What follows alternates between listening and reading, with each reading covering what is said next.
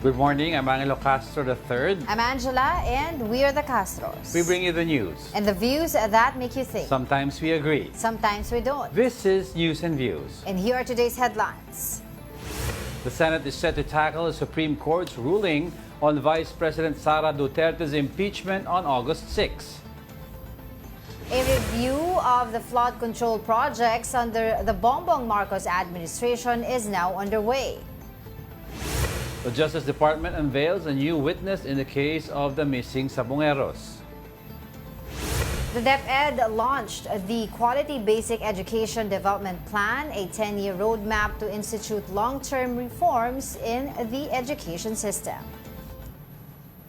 Now, we have breaking news right now. PHIVOLCS says coastal areas facing the Pacific may experience tsunami waves less than 1 meter high this afternoon, following a magnitude 8.7 quake off Kamacha, Russia on Wednesday, July 30. The first tsunami waves are expected to arrive between 1:20 p.m. and 2:40 p.m.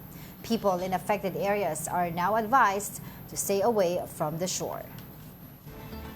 Ayan, sa Russia to, no? Sa Kamchatka, Russia. Okay. Let's move on. The Senate is set to tackle the Supreme Court's ruling on the impeachment complaint against Vice President Sara Duterte on August 6. Now, here's the report. The Senate will deliberate on the Supreme Court's ruling on the impeachment case against Vice President Sara Duterte on August 6. Senate President Francis Escudero said lawmakers need more time to study the 97-page decision, which includes separate opinions from multiple justices. The matter will be decided upon by the Senate on August 6, 2025, when we open session on that date, in order to afford ample and sufficient time to the members to study the 97-page Supreme Court decision.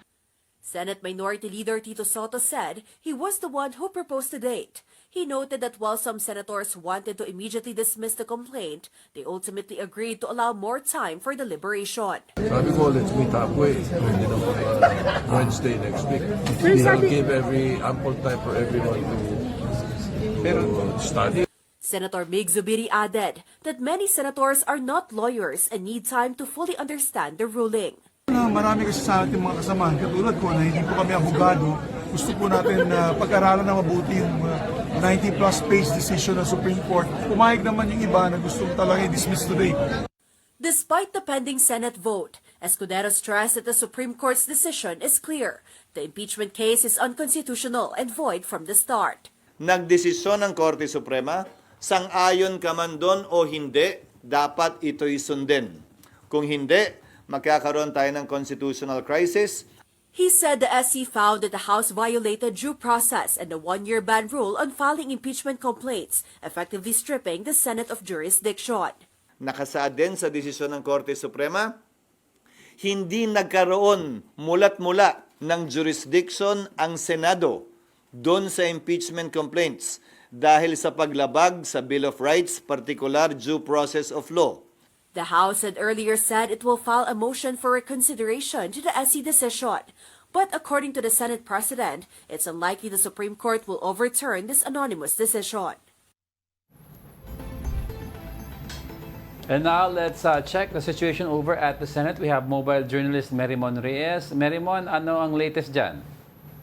Magandang umaga sa inyo. So far, tahimik pa dito sa Senado. Pero we are expecting around 1 o'clock p.m., nakuha lang natin na impormasyon, magkakaroon ng press briefing kasama naman si Senator Win Gatchalian. Pero kahapon, lumabas na yung unang batch ng committee chairmanship kung saan yung ilan sa pinakamaraming na nakakuha ng mga komite na kanilang panunungkulan ay sila Senator Pia Cayetano, Alan Peter Cayetano, Senator Bongo, Senator Robin Padilla at Senator Amy Marcos. Yung Blue Ribbon Committee na isang mabigat, napunta ito kay neophyte Senator Rodante Marcoleta. Kana Senator Bongo, nakuha niya yung Committee on Youth, Sports, etong kay Senator Pia sa kanyang Energy, Ways and Means, Sustainable Development Goals. Kaya Senator Alan Peter Cayetano naman, Justice and Human Rights, Science and Technology, Higher Technical Vocation, pati ang Accounts. Kay Senator Bongo, dagdag natin, hindi natin nabanggit Health, Youth, and Sports. And then kay Senator Robin Padilla, sa kanya napunta ang Public Information and Mass Media, Constitutional Amendments and Revision of Codes, Cultural Communities, and the Muslim Affairs. So far, pagdating nga dito sa mga komite, yung sa first batch, puro galing siya sa Senate majority. So, since nasabi ni Senate President Jesus Escudero, within this week or early until next week, makukumpleto na yung kabuuan nga nitong mga komite. Baka itong Senate minority members din, which include Senator Ping Lacson, Senator Risa Ontiveros, Senator Loren Legarda, baka magkaroon, and Senator Mig Zubiri, magkakaroon na rin ng kanilang mga kanya-kanyang komite. Kasi so far, pagdating dito sa bilang ng committees, lagpas 40. So that's actually 41 committees. Pero marami na kasi yung mga nakuha dito nitong mga senador mula sa majority. Pero natitira pa na baka umikot na sa minorya yung banks, financial institutions and currencies, civil service, government reorganization and professional regulation, culture and the arts, economic affairs, electoral reforms and people's participation, ethics and privileges, government corporations and public enterprises, pati urban planning, housing and resettlement, and women, children, family relations, and gender equality na last Congress, hawak ni Senadora Risa Ontiveros, pero titingnan natin kung mananatili pa rin kaya sa kanya ang chairmanship. Bukod naman dyan, kahapon din yung ilan sa mga narinig na nating bills na isa-isa nang ina-assign sa mga komite. Kasama na dito yung mga amendment pagdating sa universal healthcare, specifically para sa barangay health workers. Kasama na rin dito yung commuter-centered policy framework, legalization ng motorcycle taxis, and nabanggit na rin yung 150 pesos na minimum wage increase na marami ang mga nag-file ng kanilang mga panukala rito at asahan natin na rorolyo na nga yung pag-progress nitong bill into law sa mga susunod na buwan. Mary Mon, meron ka ba mga narinig na usap-usapan dyan as to how did they choose na si Senator Marcoleta ang mag-head ng Senate Blue Ribbon Committee? We all know in fact that ang Senate Blue Ribbon Committee isa sa mga pinaka-importanting komite dyan sa Senado. And meron ka rin bang narinig dyan na usap-usapan na prior to this appointment of Senator Marcoleta, meron bang ibang nag-eye to that position?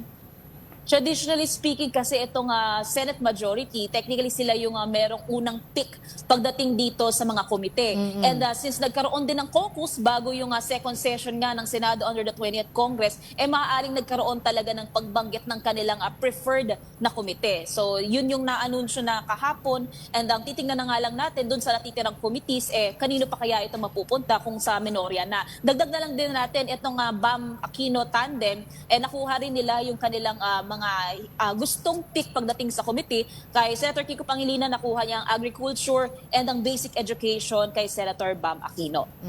Well, perhaps can you refresh our minds, Merimo, doon sa committee ni Senator Amy Marcos, which she heads yung foreign relations. I believe in the 19th Congress, meron siyang mga sessions sa ginawa, hearing na ginawa, di ba, bago matapos yung 19th Congress tungkol doon sa pagkakaaresto kay former President Rodrigo Duterte. And if I'm not mistaken, parang partial committee report lang yung ginawa niya bago matapos yung 19th Congress. So, ngayon bang 20th Congress, may plano bang ituloy itong hearing na ito o wala na? Hindi pa natin nakakapanayam muli itong si Senadora Amy, pero dahil nakuha niya nga ulit ito, hindi malabo na kung sakaling mabubuksan ulit yung usapin tungkol dito kay former President Rodrigo Duterte na nananatili pa rin sa detention facility nga sa The Hague, Netherlands ng ICC, maaaring mabuksan ulit at may pagpatuloy nga itong investigasyon ng kanyang komite patungkol doon sa legal framework daw na maaaring gawin lalo-lalo na pagdating sa kung magkakaroon ng intervention ang gobyerno o kaya naman ang law enforcement agencies sa ganitong mga klaseng sitwasyon. Well, finally, are they also eyeing hearings the soonest possible right now? May mga nakikita ba tayong mga ganon, Mary Mon? So far, kasi pagdating sa schedule ng Senado, wala pang mga nakalabas na schedule ng committee hearings. Pero ang nasabi ni SPGs dyan, until early next week, pagka nabuo na itong, mabubuo na, asahan daw natin makukumpleto na itong committees plus yung chairmanship. So ang asahan natin mamayang 3 o'clock p.m. sa kanilang session is yung pagrorolyo pa nitong mga panukala. And then let's expect na by next week, mag-start na talaga yung committee hearings. Alright, maraming salamat. That was our mobile journalist, Mary Mon Reyes, reporting live from the Senate. Now, a good governance advocate, Baguio City Mayor Benjamin Magalong, reveals that contractors and bidding agencies may have colluded with lawmakers, receiving 35 to 40% in kickbacks. Here's the report. Hiya naman kayo sa inyong kapwa Pilipino.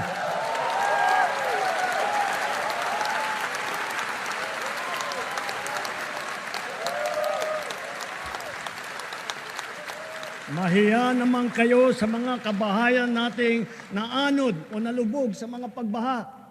Mahiya naman kayo lalo sa mga anak natin na magmamana sa mga utang na ginawa ninyo na binulsan nyo lang ang pera. President Bongbong Marcos got a standing ovation for this portion of his fourth State of the Nation address on July 28. He vowed to investigate and file cases against those who milk flood control projects and got a share of hush money for these initiatives. Baguio City Mayor and good governance advocate Benjamin Magalong is stunned. He can't wrap his head around the alleged audacity of some of those who applauded during Marcos's speech. In fairness to him, maganda yung intention. Pero hindi ba ako kayo nagtaka bakit pumalakpak sila? Kasi alam nilang mahirapan silang matukoy eh. Kasi wala silang pinirmahan. It's structural. It's an highly organized crime. Magalong insisted that it's lawmakers themselves who earn kickbacks from government projects ranging from 35 to 40%. He said the corruption begins with the people inside DPWH chosen by congressmen themselves. It starts with the selection of the district engineer or yung regional engineer ng DPWH and who are actually selecting them. It's not the secretary of DPWH. Based dun sa nireport sa akin ng isang contractor at mga suppliers at sa mga resources na rin natin, these are organic personnel. Usually, ang kinukuha ng mga politiko, mga lawmakers, is around 35 to 40.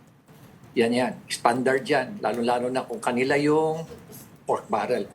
But according to House spokesperson Attorney Princess Abante, all congressmen do is advocate or push programs for their constituents. House Speaker Martin Romualdez, for his part, said he will fully cooperate in possible investigations which will involve members of the House. And we take to heart his call, his frustration even, about the lingering shadow of corruption in our institutions. As Speaker, I share his concern and I accept his challenge, not with defensiveness but with determination. This is why the House of Representatives will launch a comprehensive congressional review of all infrastructure projects and fund implementation. We will investigate ghost projects, bloated contracts, chronic underspending, and abuse of discretion in fund realignment and procurement. Ang kaban ng bayan ay hindi dapat ninanakaw, hindi dapat sinasayang. Ito ay para sa mamamayan.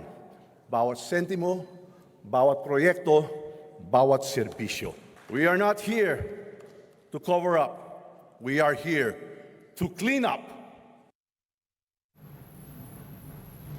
Alright, so dahil nga yung sa naging pahayag ni President Bongbong Marcos sa kanyang fourth State of the Nation address, yung mahiya naman kayo dahil nga dun sa issue Catchphrase natin sa na napakasikat ngayon. flood control projects. Yeah. Madali lang naman imbestigahan yan yung mga flood control projects na yan. Di ba kanina pinag-uusapan nga natin yan off-cam na check nyo lang kung saan mga lugar may mga supposedly flood control projects. Di makikita nyo kung sinong congressman nandoon. Tapos actually may mga ibang lumabas na report kasi sa ibang areas pinuntahan.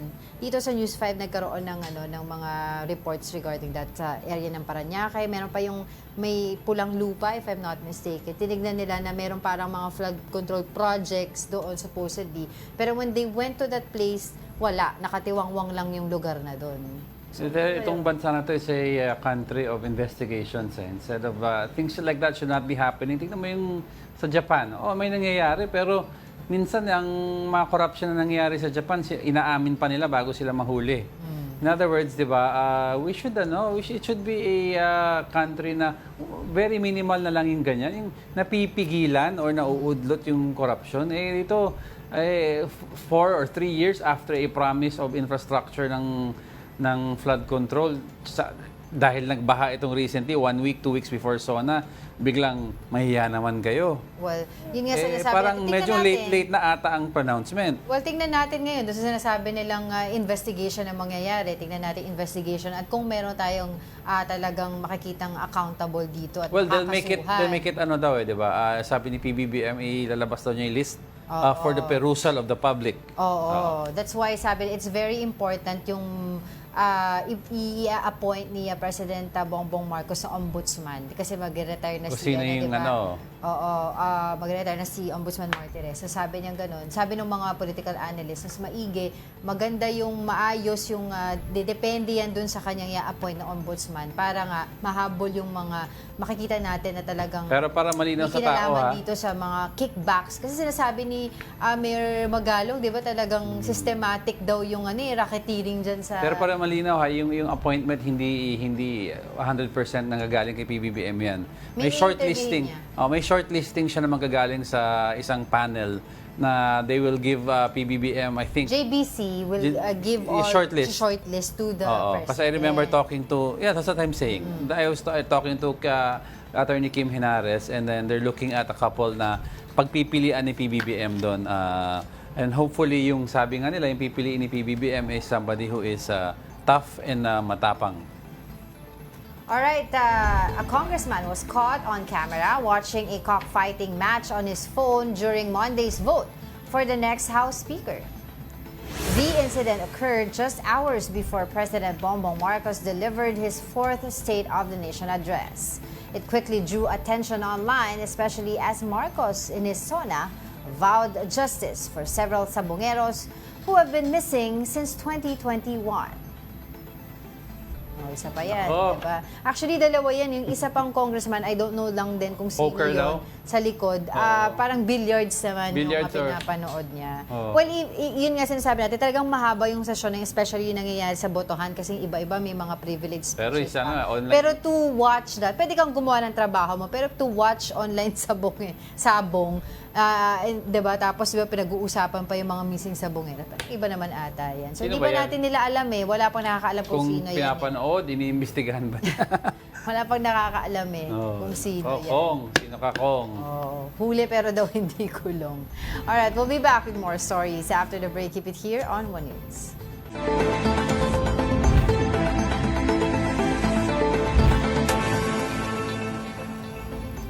Good morning. You're still watching News and Views here on One News.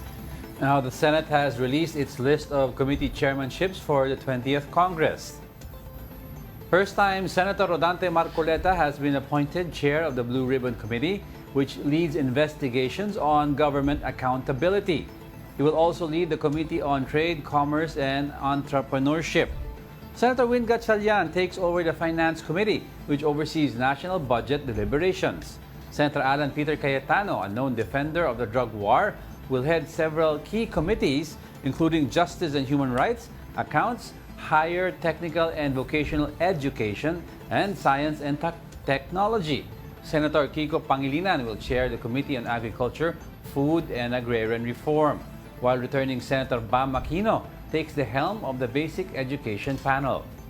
Now, Senator Robin Padilla retains leadership of the Committees on Constitutional Amendments, Cultural Communities and Muslim Affairs, and Public Information and Mass Media. Meanwhile, Senator Amy Marcos retains the Foreign Relations Committee.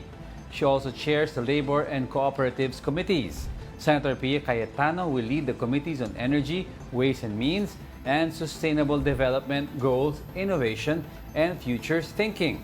Senator Camille Villar is now chair of the Environment, Natural Resources and Climate Change Committee, a post previously held by her mother, former Senator Cynthia Villar. Senator Bato de la Rosa continues to lead the Public Order and Dangerous Drugs Committee. Senator Erwin Tulfo will head both Games and Amusements and Social Justice, Welfare, and Rural Development. Senator Bongo remains chair of the Health and Demography, Sports, and Youth Committees, while Senator J.V. Ejercito leads the Local Government and Tourism panels. Meanwhile, Senator Rafi Tulfo continues his advocacy for labor as chair of the Migrant Workers and Public Services Committees. Senate President Pro Tempore Jinggoy Estrada now heads the National Defense and Security Committee. Now, lastly, Senator Mark Villar will chair the Committee on Public Works. Malacanang defended President Bongbong Marcos for not addressing online gambling in his fourth State of the Nation address, saying the issue remains under careful review.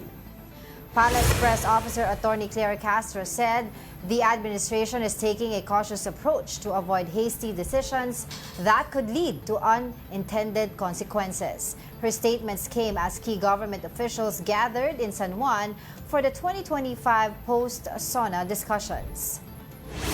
Dahil nga sinabi natin, kung magsasabi naman siya agad na ito Taliban ito, pero hindi pala nagiging maganda ang epekto nito sa bayan, mas mukhang magkakaroon ng pagkakamali ang Pangulo.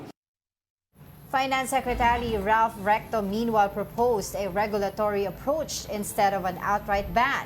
He suggested raising taxes on online gambling operators from 30% to 40%, noting the industry generates 20 billion pesos in gross gaming revenues annually. It's a balancing act that we have to do. Having said that, if people do gamble, you'd rather regulate it than they go to the illegal. Today, my understanding is 60% is illegal and 40% is legal. If you ban it, 100% will become illegal. Hindi magandang argument na yan na let's regulate it instead of banning it kasi pag binan mo, dadami ang illegal. Para mo sinabi, yung shabu illegal gawin na natin regulated. Kasi maraming hindi daming nag-session. Diba? I understand may revenues yan, pero you were able to ban Pogo, which is a form of online gambling overseas, pero sa local shores mo may online gambling ka. Maganda dyan pa, That's napaka-hypocrite sang mga ganyan So maganda daw ayusan yung law enforcement if they really want to ban it. Pero yun nga, kasi, prior to the SONA pa naman talaga, pinag-uusapan a lot of different versions of laws, yung na-draft at pinasa doon sa Congress at saka sa Senate, na different talaga yung opinions, yung gusto ng mga lawmakers, divided yung opinions nila. Others would just like to regulate it, making sure na 21 years old yung maglalaro online, making sure na walang mga ads kung saan-saan, sa cellphone, sa billboard, etc. Walang also influencers na, diba, or artista na magpo-promote ng online gambling.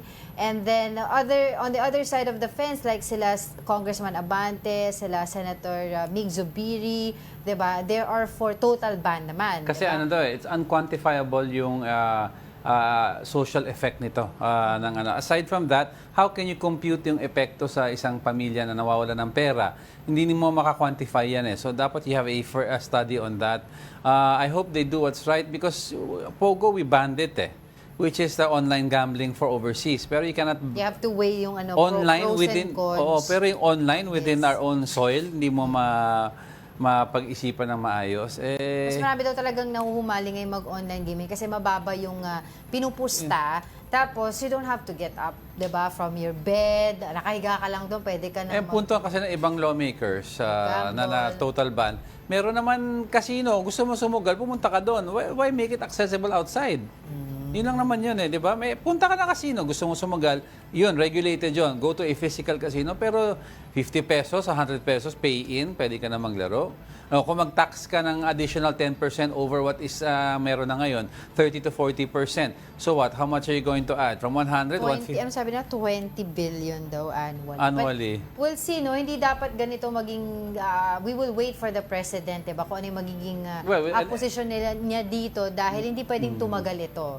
Diba? Well, we understand, sige, pag-aralan nila, etc. But sooner or later, they will have to make a statement on this. And based on studies naman yan. So let's see. Pero another news, the Department of Justice said it will present a new witness in the ongoing investigation into the case of the missing Sabongeros. According to Justice Secretary Boying Remulla, the witness brings both testimonial and physical evidence supporting the earlier statement of Julie Patidongan, also known as Totoy.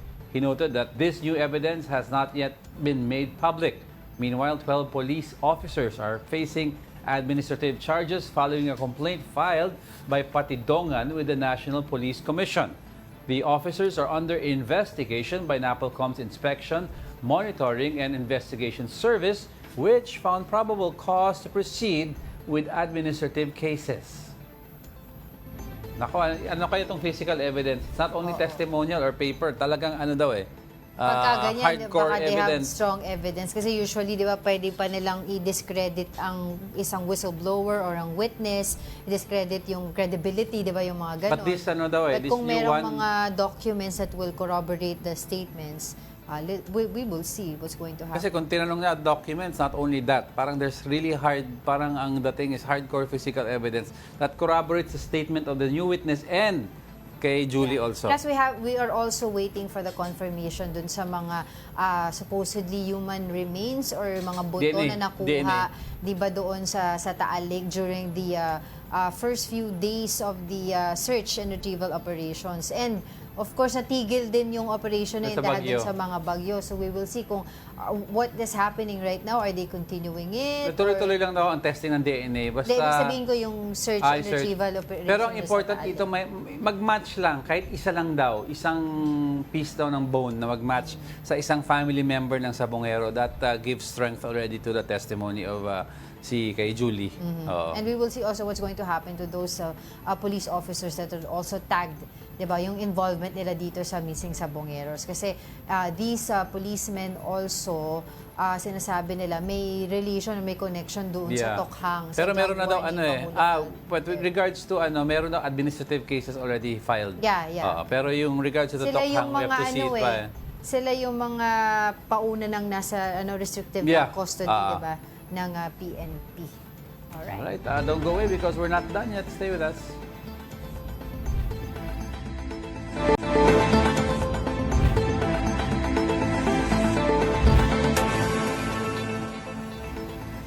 Welcome back. You're still watching News and Views here on One News. Well, ilang araw na medyo gumaganda yung panahon natin ngayon, pero may other areas pa rin ngayon sa lugar natin.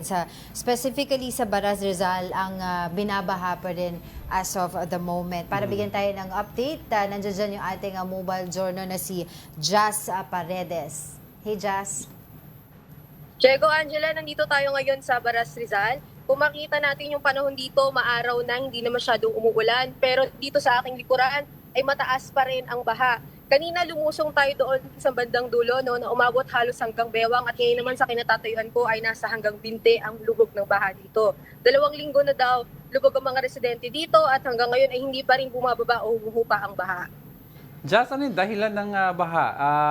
If may nag-report na ba sa mga at least local government? Sa ngayon, ang nakausap pa lang natin, Diego, ay yung mga residente dito. Base sa pagkakakwento nila ay talagang tumataas daw ang tubig dito, ang baha, dahil nagsasalubong yung tubig mula sa dagat at ilog at nadadamay din daw ang pagtaas ng tubig dito kapag nagre-release ng tubig sa mga dam. Kaya talagang expected na nila na kapag tumaas ang tubig, ibig sabihin meron na daw nagpakawalan na dam around sa nearby locations dito. Just baka can you rotate yung natin, yung camera mo para makita natin ng buong buo yung talagang kalagayan ng ating mga kababayan dyan sa Rizal? Yes, Angela, dito, makikita natin dito na yung ibang mga residente dito ay gumagamit ng bangka para makalagpas dito sa baha dahil malalim na talaga. Kung makikita natin na yung residente dito ay talagang hanggang binti pa yung baha dito. At yung iba dito, ang kanila nagiging hanap buhay ay kumukuha ng kangkong o di kaya naman ay nangingisda dahil mataas nga ang tubig. At ang sabi nila kanina, yung mga pananim daw nila dito ay dumubog na rin sa baha kaya nawala na yung kanilang primary source o yung kanilang hanap buhay pinagkukunan nila sa araw-araw. Just kasi historically naman yung area na yan, alam naman natin bahain. Pero ang issue dyan kasi ilang days na walang ulan, hanggang ngayon parang hindi pa humuhupa, no? Ano ba ang ini-expect ng mga tao dyan na usually ba how fast bago humupa yan? Ang totoo niyan, Diego, base sa pagkakakwento nila dito, na ito yung pangalawang beses na tumaas ng ganito taas yung tubig dito. At nung huling nangyari daw ito, halos sinabot sila ng 3 hanggang 4 na buwan bago tuluyang humupa yung baha at talagang mawala yung tubig sa kanilang mga bahay. Kaya tinitiis nila at ina-expect nila talagang tatagal pa to ng ilang buwan. Pagka ganyan ba yung sitwasyon sa kanila, may mga agarang tulong din ba binibigay ang local government unit sa kanila? Kahapon daw ay merong nagbigay ng mga relief goods dito at namahagi ng mga essentials tulad ng mga tubig, pagkain. Pero sa ngayong araw ay wala pang namimigay. Pero kahapon naman daw ay merong nagpamahagi ng mga pagkain. At sa kanila daw, hindi daw muna sila nag-evacuate dahil ang kanilang rason ay nandito nga daw yung kanilang hanap buhay. Dahil pag nag-evacuate sila ay mahirapan silang kumuha ng yun nga pang araw-araw nila at yung hanap buhay nila. Kaya mas pinipili na lang ditong magstay, Angela. Alright, maraming salamat to our mobile journalist Jazz Paredes, live reporting in Baras, Rizal. Now, meanwhile, schools will conduct makeup classes following a week of standstill in Luzon due to bad weather, according to the Education Department. A succession of weather systems caused widespread flooding that put schools and government offices on hold. As to when the makeup classes will be conducted is left to the discretion of schools. Meanwhile, the DepEd launched the Quality Basic Education Development Plan, a 10-year roadmap to institute long-term reforms in the education system. The plan aims to inject funding on digitalization, forge public-private partnerships, and decentralize policies. Now let's get some insights on that development. We have Attorney Joseph Noel Estrada, Legal Counsel of the Coordinating Council of Private Educational Association, or COCOPEA, joining us now live via Zoom. Good morning, Attorney, and thanks for joining us again. Hello, good morning to everyone and to all your viewers and followers. Magandang umaga po sa inyo. Alright, Attorney, patulad ng sinabi ng report, no, this was a one-week standstill mostly in Luzon and other areas, no? So how do you think this affects in general yung education na binibigay sa atin mga kabataan? Well, that has always been the problem, no? Mga suspensions, class suspensions, and actually ang isang problem dyan is who gets to decide, no, when it's not when it's discretionary. Yes, no? Ano natin kasi yung madali yung decision when to suspend, but what happens after yung mga makeup classes, what do you do with lost class days, among other things, how do you catch up? Yun ang that's the real problem, and yun hindi na yun the mayor will not decide on that, no? Exactly. So that's why the clamor has been dapat at the school level ang pagdesisyon dahil hindi naman yan natatapos sa pagsuspindi lang ng klase. Exactly. Attorney, sorry, just to add to that, no, kasi other countries have instituted yung automatic reaction systems na, for example, pag nag-suspend because of a calamity, there's an automatic kit that they open up and take home and finish to ensure na continues ang learning nila. Don't we have that now, at least with the private schools na, di ba? May bagyo ngayon, no school, ito, I should finish this module. Well, may mga ganong preparations sa at the school level. No? Problem is, may mga local governments, for example, when they suspend classes, sasabihin nila, suspended yung in-person, including online and asynchronous. Yeah. So, bali, wala rin yung preparation in school. Well, actually, Attorney, natatawa pa rin ako. Actually, it baffles me until now. It's already 2025. Bata pa lang ako pinag-uusapan na sino ba yung magde-decide dapat. Suspension. Kung sino yung magsususpend ng klase kapag may mga typhoon tayong nararanasan sa ating bansa. But other than that, in your organization, ano po ba yung plan natin on makeup classes? Kasi right now, may mga debate pa rin pagdating po doon sa kung pwede daw extend na lang muna ng oras ng weekday kesa mag-weekends. Kasi ma-interrupt naman din daw yung work-life balance. Sa mga private schools kasi more or less they have more flexibility sa amin. Kaya pa yan ma-catch up. And we submit our school calendar, diba, to the Department of Education. Meron kaming minimum number of class days that we have to observe. Tapos may may buffer yung mga non-class days. So magagamit pa yan. Pwede pa. I think yung basta wag na lang sana ganito ulit kahaba na maraming suspensions, and again like we said, sana more autonomy and discretion at the level of the schools. Kasi you mentioned earlier, bata pa tayo, problema na yung suspension. Ang kaibahan kasi ngayon, dati maliwanag pag bagyo, walang pasok talaga. Ngayon walang bagyo pero may flooding, ang daming issues. Minsan naisip ko nga, ayan ba, tayo na rin may gawa niyan. But do you agree that DILG should declare yung class suspension? Kasi recently, ang DILG ang nagsuspend pero ang daming mga criticisms behind that. Do you agree with that? Well, kasi yung context na yun, yung pinagtatalunan, yung local government unit ba or yung DILG, I think ang pinagtatalunan doon yung context is talagang meron ng basis to suspend classes like I said, hindi doon ang problema. Ang problema yung kung discretionary Yung alam mong walang baha pero malakas ang ulan. Iyon ba automatic? Is it the mayor that should say walang pasok for all schools?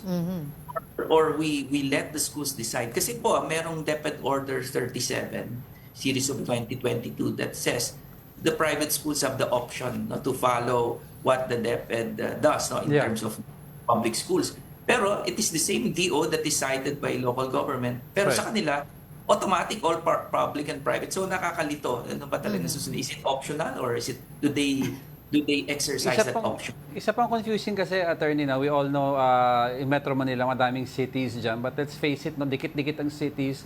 So yung geography, we tend to share the same problems kahit ibang city. Anong nangyayari, for example, Quezon City ako, estudyante ako, but I go and study in Manila.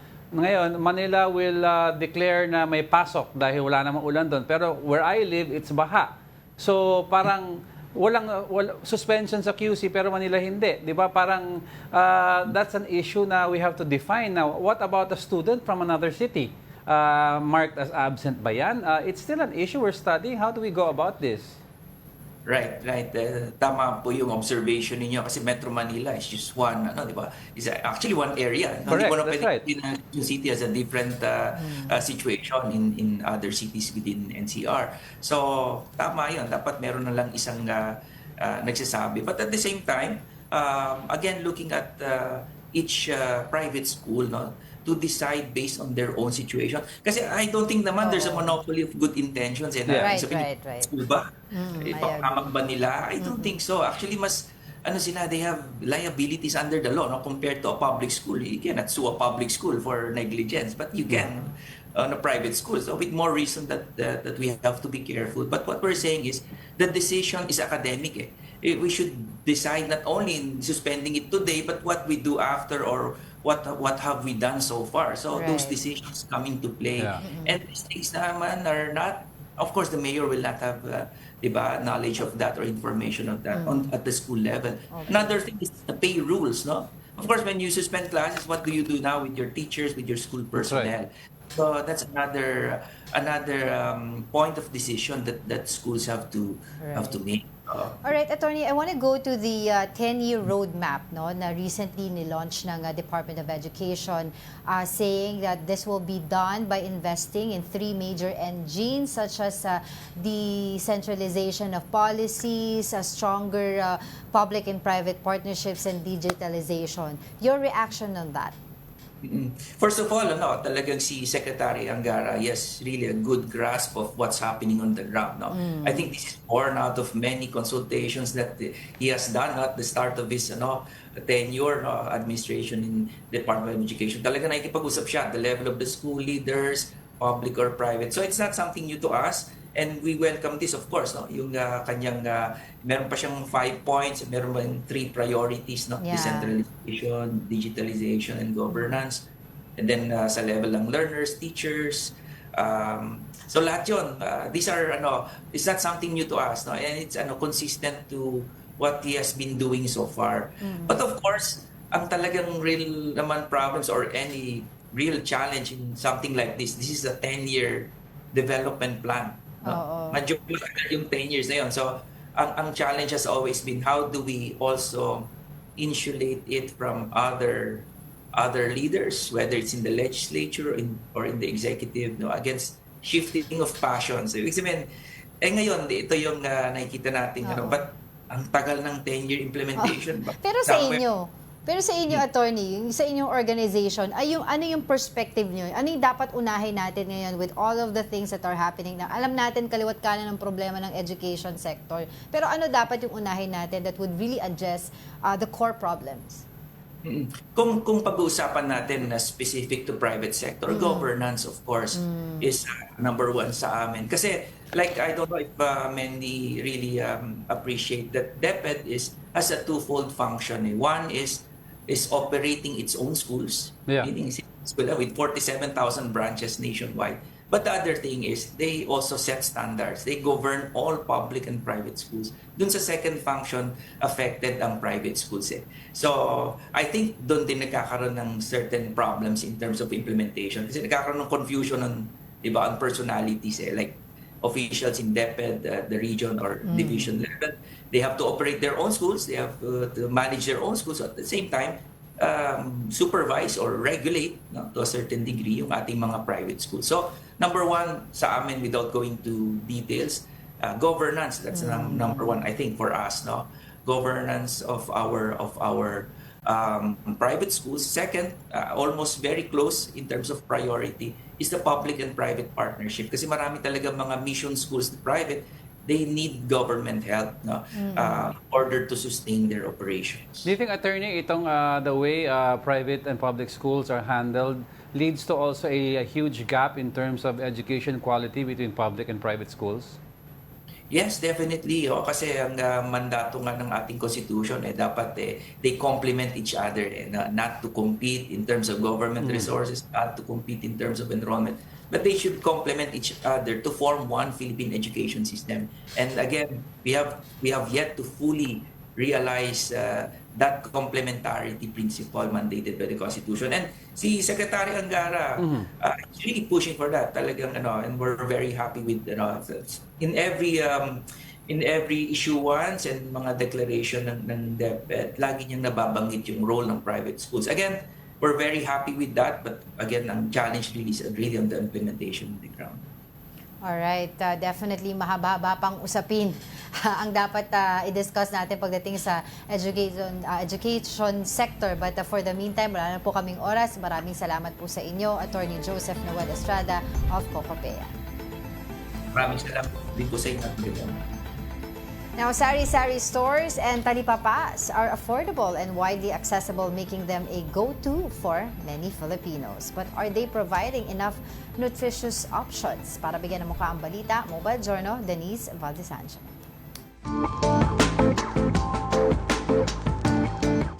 Kung convenience lang sa pang-araw-araw na pangangailangan ng pag-uusapan, always to the rescue ang mga sari-sari store at talipapa dyan. Sa Pilipinas, bawat kanto, makakakita ka ng sari-sari store. Kabi-kabila rin ang mga talipapa. Kaya hindi katakatakang ang mga ito ang pinagkukunan ng basic needs ng mga Pinoy base sa 2023 Filipino State of Health and Nutrition ng DOST-FNRI. Si Maluna, taga Maynila, suki nga ng mga yan. Ilang hakbang lang kasi sa bahay nila, may sari-sari store at talipapa na. Pag mga ulam sa palengke, kasi siyempre doon tayo sa mga fresh. Kasi kasi hindi tayo makakapili ng maayos pag sa grocery. Minsan may bulok. Palengke naman, makakapili tayo ng maayos na gulay, maayos na isda, maayos na karne. Ayon sa eksperto, wala namang problema dyan. Pero may paalala pa rin sila. Napag-alaman namin na every other day, pupunta sila sa mga ganitong traditional markets. Pero gusto natin na yung mga traditional food sources natin ay maging conduit for healthy option foods. Walang problema kung saan bumibili ng pagkain. Ang kailangan natin tutukan, ano ba yung mga nabibili dito sa mga food stores na to. Lumabas din sa 2023 Food Consumption Survey na sa tipikal na pinggan ng isang Pinoy, kanin, gulay at isda ang laman. Kanin pa rin ang pangunahing pinagkukunan ng enerhiya ng mga Pinoy. Sa ganitong sitwasyon, multi-sectoral approach daw ang kailangan. So gusto natin na madagdagan naman yung rice, fish, and vegetable ng iba pang mga pagkain. So in terms of quality and quantity, masasabi natin na hindi sapat ang kinakain ng mga Pilipino. Nutrition Month every July is a powerful platform, no? Para talagang increase yung awareness ng mga tao, ng common tao, as well as yung mag-act yung mga stakeholders natin na kailangang mag-act maging accessible yung mga healthy food choices sa ating mga kababayan. Sa panahon ngayon, hindi na lang pagiging accessible ng healthy food choices ang pinag-uusapan. Mahalaga rin syempre na kasya sa budget yung kinakain natin. Pero paalala ng mga eksperto, hindi lang murang pagkain ang deserve natin. Mahalaga na masustansya at masarap din yan. Mobile journalist Denise Baldesancho po, hatid ang mukha ng balita.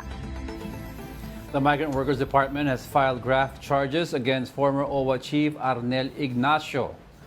This stems from the anomalous 1.4 billion peso land acquisition deal of the Overseas Welfare Administration. According to DMW Chief Hans Leo Kakdak, 2 deputy administrators are also involved. Kakdak added that land sellers who received money from the agency were also slapped with cases. Ignacio has since denied any irregularities in the deal. Filipinos can now jog for free at all track ovals operated by the Philippine Sports Commission following a directive from President Bongbong Marcos during his 4th State of the Nation address. The initiative covers PSC facilities in Pasig, Manila, and Baguio and aims to promote physical fitness among the public. The President also pledged full support for grassroots programs like the Palarong Pambansa and Batang Pinoy to develop young athletes. Marcos recognized national sports icons including Manny Pacquiao, Heidelin Diaz, EJ Obiena, and Paralympians who brought pride to the country.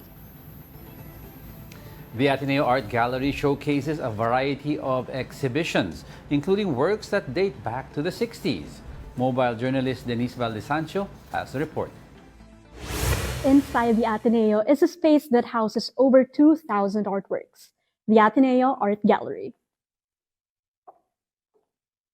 Located inside the Arete is the Soledad V. Pangilinan Art Wing, named after MVP Group of Companies Chairman Manny V. Pangilinan's mother. Within the wing, visitors may locate the Ateneo Art Gallery, showcasing a variety of exhibitions, one of which showcases donations by Fernando Zobel in the 60s. He gave it on the condition that we would provide a space, an exhibition space, so that people could access and appreciate the artworks that he was giving us. So the space has evolved from a classroom to a small space at the old Juzal Library. And finally, in 2018, when Arete was built, we were able to give the collection a proper home. Meanwhile, all other current exhibits house donations mostly from Ateneo alumni. The current exhibits include a synergy of ventures, the post-war scene, recent acquisitions, gifts from Ateneo alumni featuring works by Laulian Ben and Virgilio Aviado, and Gong's Smoke, Blood, Earth. MVP himself personally made a visit last Saturday with other guests. I was here a few years ago, and this is a much better arrangements, much better collection that they've shown compared to so many years ago. So it's a wonderful gallery. I like the Tabuenas. I like the Hoya, the big Hoya painting. And there was a painting of, I think, Zobel. Ateneo has always been strong in the arts, humanities and the arts. And this is a big contribution to that effort. Of course, great thanks to Fernando Zobel for the collection donated to the Ateneo. The museum is open to the public from Monday to Saturday, 9 a.m. to 5:30 p.m. Senior citizens, PWID holders, children below 12, and the Ateneo community are all entitled to a free pass, while students with a valid ID have an admission rate of 50 pesos. The general admission rate is 100 pesos. Mobile journalist Denise Valdesancho. We are One News. Yan, jogging na sa sa mga PSC ovals. Pwede na, sabi ni PBBM. Wala nang excuse, di ba? You had yung UP track, that's where everybody goes kasi congested na yun. But by doing this, you have access Open to... for all, pwede na. Dati kasi mga national athletes ang pwede doon. Dito sa may Pasig, di ba? Sa may Ultra, formerly Ultra pala. Philippine Sports Commission Oval, pwede na doon, di ba? Di pwede na ako maggawa ng boxing match. Pwede na. May laban na. Sino maghanap na tayo ng kalaban? Wala na, pasay na yung boxing match. Pasay na ba yan? Alright, before we let you go, I'd like to leave everyone with a quote. The greatest day in your life and mine is when we take total responsibility for our attitudes. That's the day we truly grow up. A quote from John C. Maxwell.